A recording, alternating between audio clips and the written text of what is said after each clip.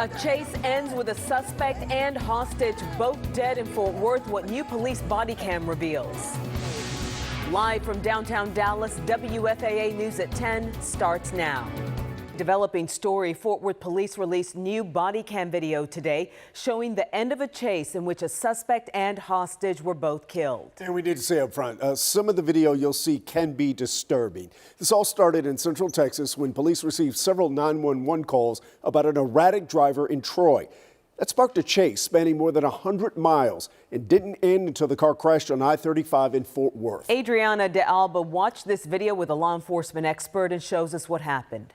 Rescue, let's go. Fort Worth police released body cam video and radio traffic from Sunday night's officer-involved shooting. Subject is armed with a handgun. Police say they were responding to a call about an erratic vehicle on I-35. The male has started to shoot the passenger. The situation unfolding for the Belton Temple area into Troy, then north to Fort Worth. Police say a male passenger, J. Quinton Hobson, held a female driver, Shaylin Hill, hostage. The female advised she has been shot in the abdomen. The video shows officers approaching the car after it crashed at the Spur 280 exit. Police say they ordered the occupants out of the car, but we don't see that in this footage. What police have released so far is edited. Take your hands off the gun now! Police say the suspect had the victim laying on top of him, using her as a human shield.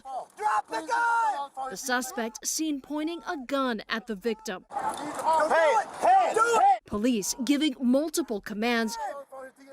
That's when they shot the suspect. Then the footage released cuts off. The body cam video shows that the gun does not have a loaded magazine, but body cameras are chest level and an officer's vantage point is higher than the camera. Police say they rendered aid. Both the suspect and victim died. Every second counts. Dr. Alex Del Carmen is a criminologist who specializes in training law enforcement. So far, I haven't seen anything on this video that raises concern on my end as to what the officers were trying to do in a very difficult situation. But what is clear is the fact that the officers perceived that there was a viable, real threat. Chief Neil Noakes released this statement. It's another vivid reminder of just how dangerous and violent offenders can become. Police say they're still investigating, and all evidence will be turned over to the Tarrant County District Attorney's Office and the grand jury for review. In Fort Worth, I'm Adriana De Alba.